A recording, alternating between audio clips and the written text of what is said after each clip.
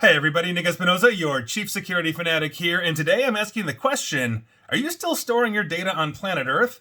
I mean, how retro, come on. Now this is coming from Gizmodo, here's what's going on, and I think this actually may be part of humanity's future, and I think there are a lot of benefits to this, although there are going to be some downsides. Here's what's going on.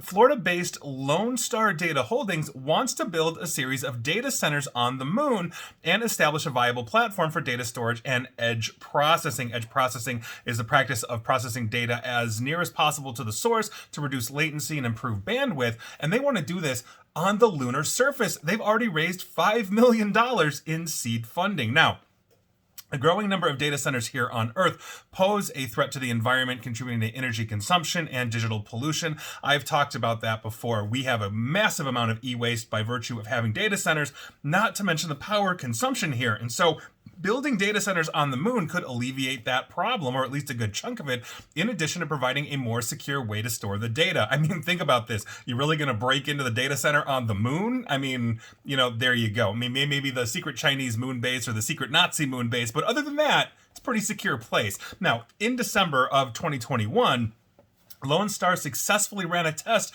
of their data center on board the International Space Station. The company is now ready to launch a small data center box basically to the lunar surface later this year as part of the Intuitive Machines' second lunar mission known as IM-2. The first mission, IM-1, is expected to launch this June. Now, Intuitive Machines is receiving funding from NASA's Commercial Lunar Payload Services program for delivering research projects to the moon as part of the space agency's Artemis program. The lunar data centers will be initially geared towards remote data storage and disaster recovery, allowing companies to back up their data and store it on the moon. I kid you not. I mean, talk about secure, I mean, the nuclear bomb goes off in the Chicagoland area or wherever you are and your data centers are wiped out.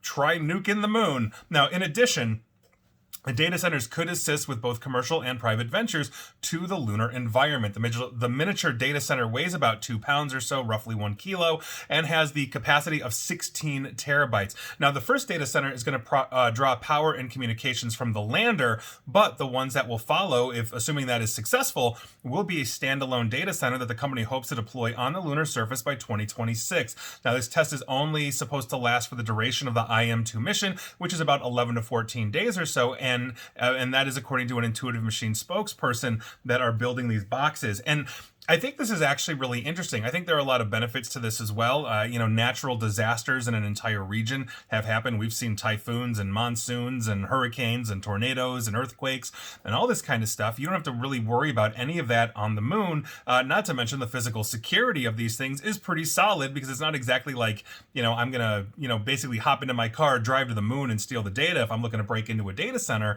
So there are some benefits to that. I think some of the downsides would be, one, I think it's going to be very hard to get power sources here. Two, latency is still going to be a problem. I know they're interested in edge processing, but the time it's going to take basically data to be transmitted from the moon down to the Earth is going to be significantly longer, than even the satellite infrastructure we have. Look at SpaceX, look at traditional satellite communication systems. There's still a good amount of latency there, and those tend to be in low orbit, basically around planet Earth. You're talking about a much larger distance, so that's something that's going to have to be combated as well.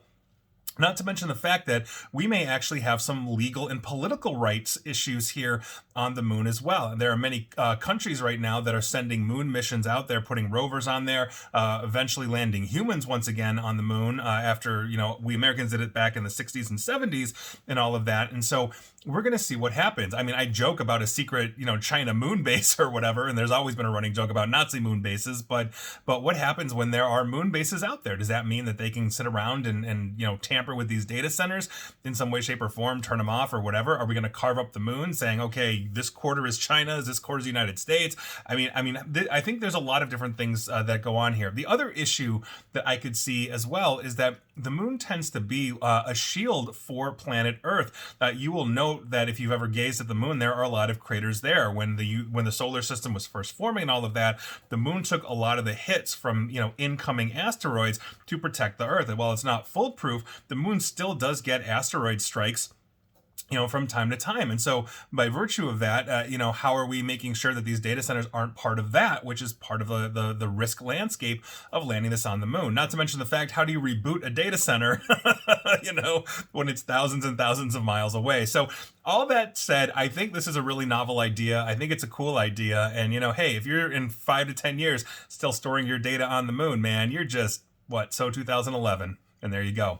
And please like, share, follow me here on Facebook and Twitter at NickAESP. Apparently going to be beaming to the moon soon. Same with YouTube as well. Please feel free to subscribe. And as always, stay safe, stay online, and please attempt to stay private. Thanks, everybody.